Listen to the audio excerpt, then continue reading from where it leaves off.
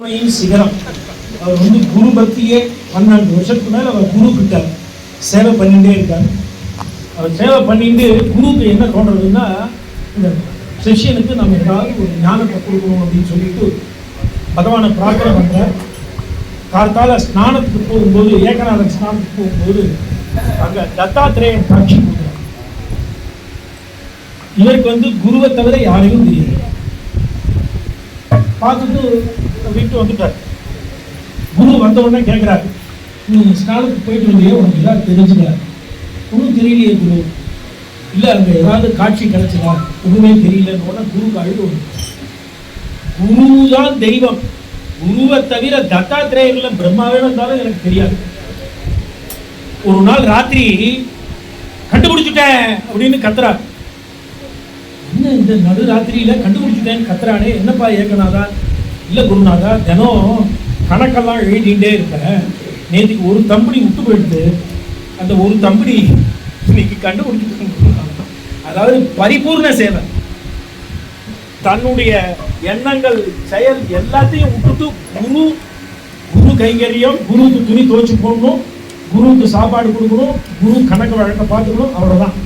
அப்புறம் குரு நமக்கு எதாவது கற்றுக் கொடுப்பாரா? நம்ம குருக்கு மேலே குரு ஆயிடலாம், தனியாக நம்ம ஒரு சாஸ்திரத்தை ஃபிக்ஸ் பண்ணிடலாம் அப்படின்லாம் இருக்கு இல்லையா? அதெல்லாம் இல்லை.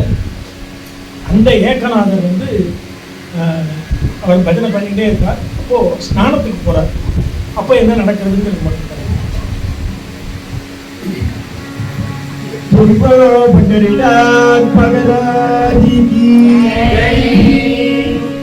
விடல விடல விடல பாண்டுரங்கா, விடல விடல விடல பாண்டுரங்கா,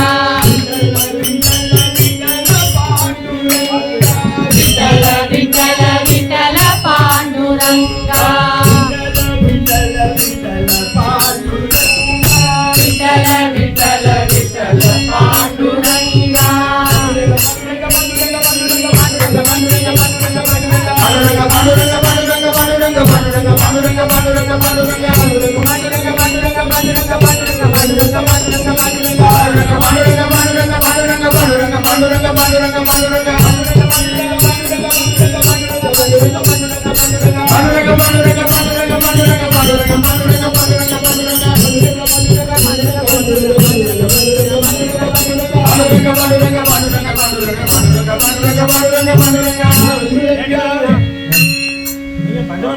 ஸ்நானம் பண்ண போக வேண்டாமா?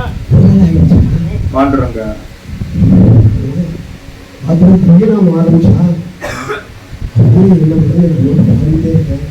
நம்ம மறந்துடலாம். ஆனா காலம் நமக்காக நிற்காது. 1:30 மணி ஆச்சுன்னா எல்லாம் எழுந்து போயிடுவா. ஸ்நானம் பண்ணிட்டு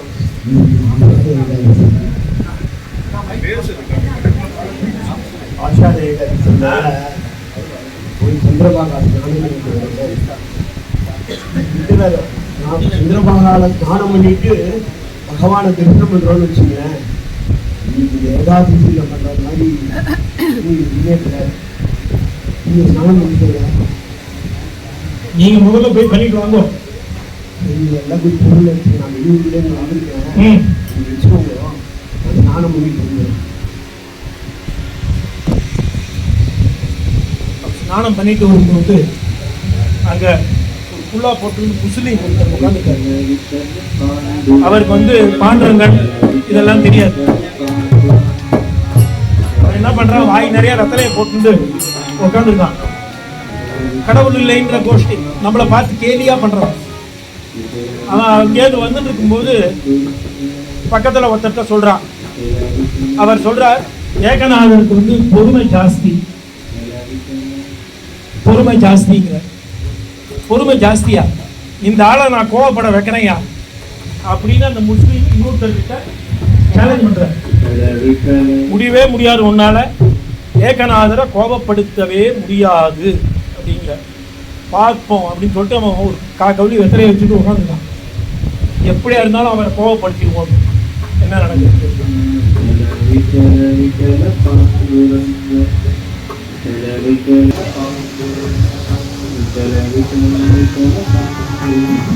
तू एकनाथ मगराज, क्या तू शान करके आ रहे?